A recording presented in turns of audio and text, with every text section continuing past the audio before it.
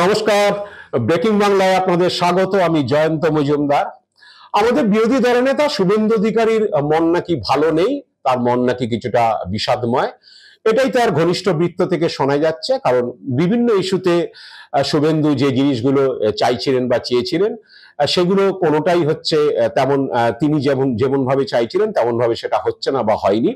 সেই জন্য তার মন নাকি খারাপ, এটা তার ঘনিষ্ঠ বৃত্ত থেকে জানা যাচ্ছে কোনো কোনো লোকজনের মাধ্যমে।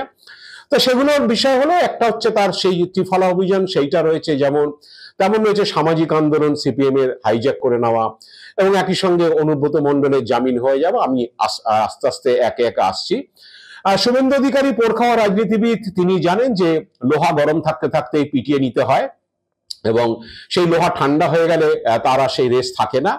তো শুভেন্দু চেয়েছিলেন যে আরজি করে জুনিয়র ডাক্তাররা যে আন্দোলন করছিলেন, তারা যে অবস্থান ধর্নায় সব চালাচ্ছিলেন, শুভেন্দু এই সেপ্টেম্বর মাসের মধ্যেই একটা ত্রিফলা অভিযান, যেটা নবান্ন, কালীঘাট এবং লালবাজারে একই দিনে অভিযান করার তিনি একটা কথা বলেছিলেন, এবং বলেছিলেন যে সময় মতো সেটা জানিয়ে দেওয়া হবে, কবে হবে, কিভাবে হবে।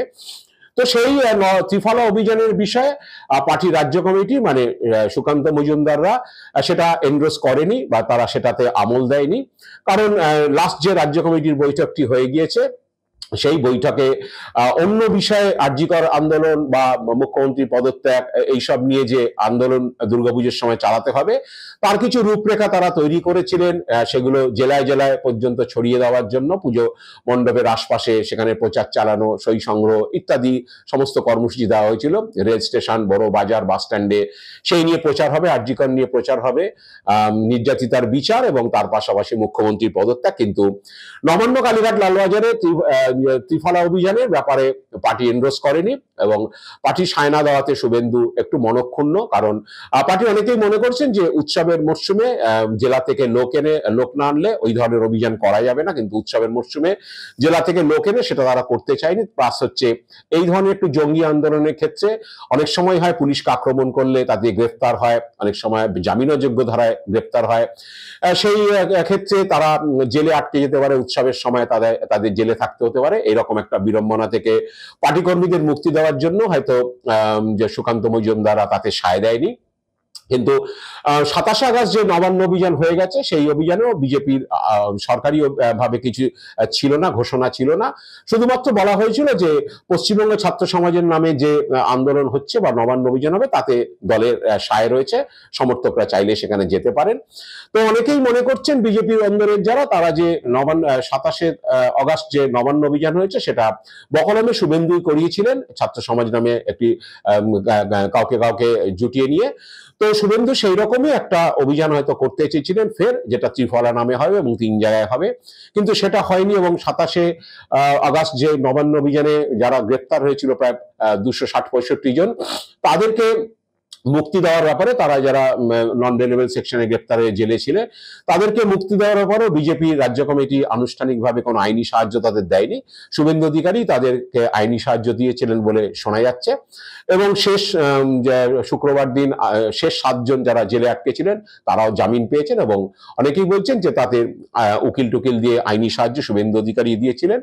এবং পশ্চিমবঙ্গ ছাত্র সমাজকে পৃষ্ঠপোষকতা করছেন শুভেন্দু অধিকারীর দলের মধ্যেও এখন হচ্ছে আর গোপন নেই, এটা অনেকেই জেনে গিয়েছেন। এবং সেই পশ্চিমবঙ্গ ছাত্র সমাজ ইতিমধ্যে সদস্য সংগ্রহ অভিযান করা শুরু করেছে, এবং বিজেপির অন্দরের কেউ কেউ এমনও বলছেন যে তারা অভিযোগও করছেন যে শুভেন্দু অধিকারী দলের মধ্যে একটা সমান্তরাল সংগঠন তৈরি করার চেষ্টা করছেন পশ্চিমবঙ্গ ছাত্র সমাজের নামে, এটা অনেকে ভালো চোখে দেখছেন না। তো এইসব কারণে হচ্ছে শুভেন্দু দলের প্রতি এখন একটু ক্ষুব্ধ বা ক্ষুণ্ণ যে এক ত্রিফলা অভিযানে দল সায় দেয়নি। 2 নম্বর হচ্ছে পশ্চিমবঙ্গ ছাত্র সমাজকে তিনি যে আস্তে আস্তে সংগঠিত করার চেষ্টা করছেন, সেটাও দল ভালো চোখে দেখছেন না।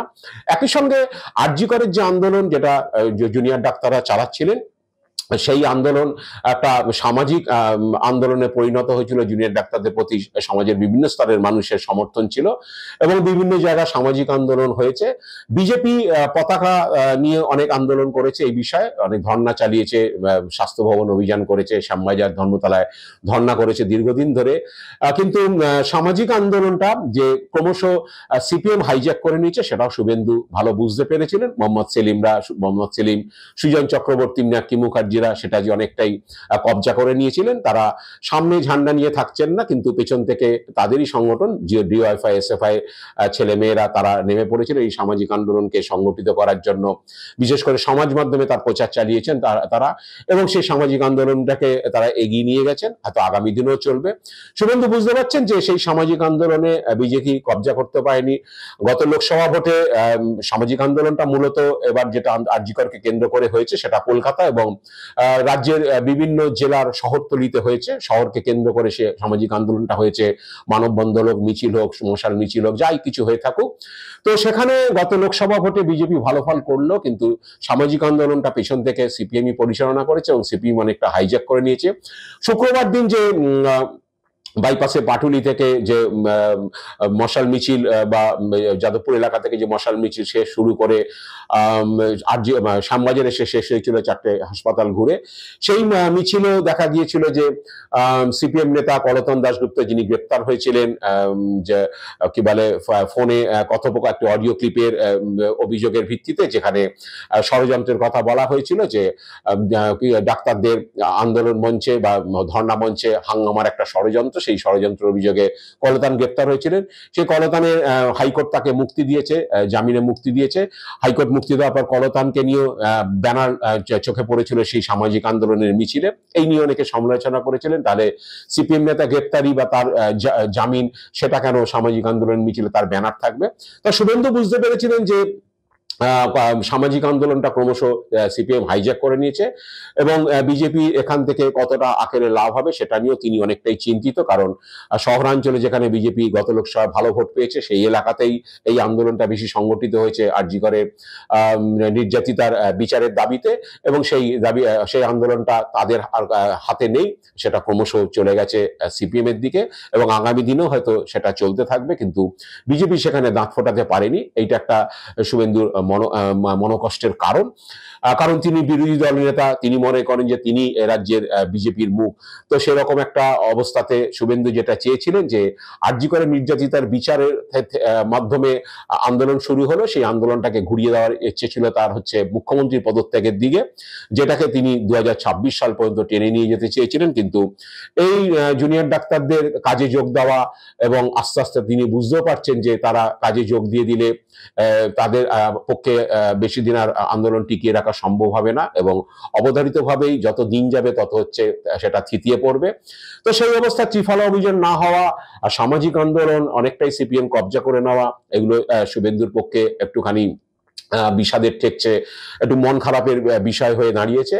যদিও তিনি অনেক কথাই বলছেন যে চিকিৎসকদের আন্দোলনে বিজেপির সমর্থন রয়েছে, কিন্তু বিজেপির ব্যানারেও আন্দোলন তেমন দাগ কাটেনি। কারণ বিজেপির নেতারাও এটা বুঝেছেন যে বিজেপির ব্যানারে আন্দোলন করলে কোনো সাধারণ মানুষ সেখানে যোগদান করবে না, যতই তারা আরজি করে নির্যাতিতার নামে আন্দোলনে নামুক, জুনিয়র ডাক্তারদের ইস্যুর সমর্থনে তারা আন্দোলন নামুক। কারণ বিভিন্ন রাজ্যে, বিজেপি শাসিত রাজ্যে, সেখানেও হচ্ছে ধর্ষণ, নারী নির্যাতনের এসব ঘটনা ঘটে, যেটা নিয়ে সিপিএম বা তৃণমূল এরা অভিযোগ করে।